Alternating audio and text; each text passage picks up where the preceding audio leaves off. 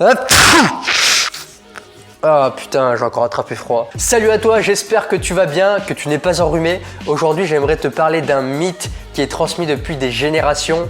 C'est le fait d'attraper froid. Depuis tout petit, on nous répète sors pas pieds nus, tu vas tomber malade. Ne sors pas les cheveux mouillés, couvre-toi bien dehors, sinon tu vas tomber malade. En réalité, il n'est pas possible de tomber malade à cause du froid.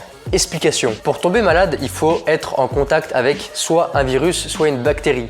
Or, je pense que tu le sais, le froid n'est ni un virus, ni une bactérie. Une des raisons pour lesquelles on pense que le froid peut nous rendre malade, c'est que pendant l'hiver, on est beaucoup plus confiné en intérieur et donc la transmission des virus et des bactéries va être facilitée et favorisée. Le rhume peut se transmettre aussi beaucoup plus facilement dans les communautés d'enfants. Comme par exemple à l'école. Et étant donné que la rentrée scolaire tombe à peu près au même moment où le froid commence à arriver, on a tendance aussi à mettre toutes les maladies sur le dos du froid. Ensuite, j'aimerais te parler des croyances. Tout ce que nous pensons être vrai va gouverner nos vies, que ce soit une croyance qui soit positive ou une croyance qui soit négative. Je pense que tu dois connaître l'effet placebo. Par exemple, tu es malade, donc je vais te donner un médicament qui est censé te guérir. Et en fait, ce n'est que simplement qu'un cachet de sucre qui n'a aucun effet.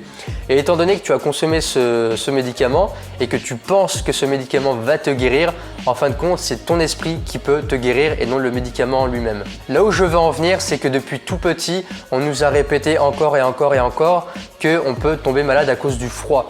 Donc forcément, au bout d'un moment, au bout de plusieurs années, c'est devenu une croyance qui est très très bien ancrée en nous. Et donc si par hasard, par accident, on est exposé au froid, et bien si ta croyance est suffisamment puissante et que tu te dis oh merde, j'ai chopé froid, je vais tomber malade, et bien effectivement c'est ce qui va arriver, tu vas tomber malade. C'est l'effet placebo. Il y a aussi le stress qui peut nous rendre malade. Le stress a pour effet en fait de couper le système immunitaire. Je vais te donner un exemple. Imagine tu as une diarrhée.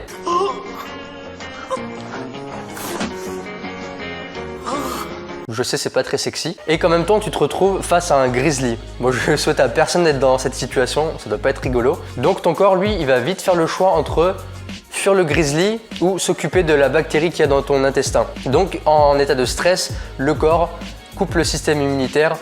Et là, dans ce cas-là, du coup, pour pouvoir fuir le grizzly. Et aujourd'hui, c'est la même chose avec nos modes de vie qui sont surchargés.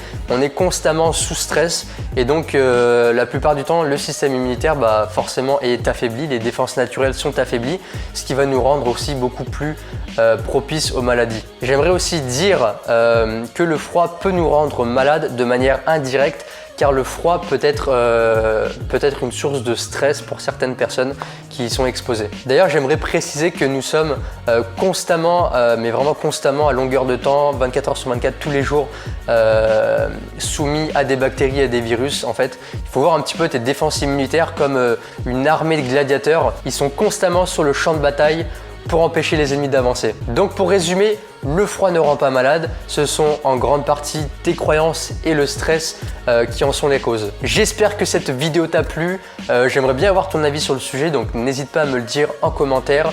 Aime la vidéo si tu as aimé, abonne-toi, partage. Et moi je te dis à très bientôt pour la prochaine. Ciao ciao.